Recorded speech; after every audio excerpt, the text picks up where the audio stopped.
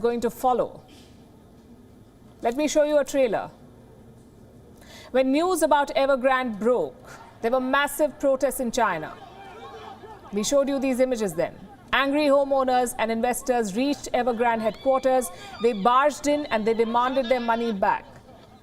A woman even tried to commit suicide there. That's how desperate these people are.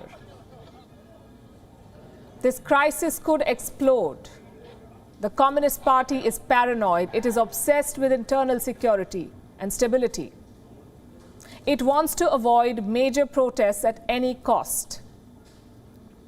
So it will protect the investors at home and not bother about the investors overseas. Remember, Evergrande is the most indebted developer in the world. $300 billion is no joke. And if this is Beijing's plan for Evergrande, what will it do when other real estate companies fail? It's a question of when, not if. And where does this leave foreign investors in China? Consider this estimate.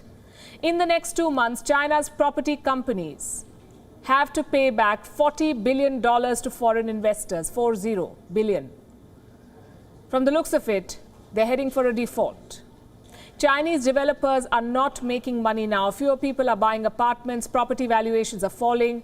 So just like Evergrande, other Chinese developers will struggle and default. And Beijing would let that happen. By now, foreign investors should know better. They have already suffered major losses in China thanks to the policies of President Xi. His wide-ranging crackdowns have led to losses worth billions. Let me show you this report from July. American investors have lost $400 billion. Why? Because the Chinese president ordered a crackdown on Chinese companies. The result was this: stocks of Chinese companies listed on US exchanges were hammered. You might remember the crackdown on the education sector in China when China banned private tutoring apps from profiting. That one order alone led to losses worth $12 billion. Whose money was this? American and European investment banks. They're the ones who lost money. Some investors have realized that China is now a risky investment destination. So they're putting their money into Indian companies. There is a clear shift in trend here. In June this year, Chinese startups received more than $17 billion as investment. In July, the funding dramatically dropped. Chinese startups got just $4.8 billion. In the same time period, investments into Indian startups shot up. In June, they received $1.6 billion. In July, nearly $8 billion.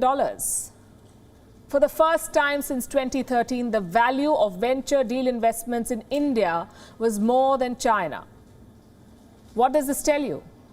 Global investors are losing faith in Xi-nomics. And for good reason. Why should they trust a government where policies can change on the whim of a man? By letting foreign investments fail, China is driving away investors.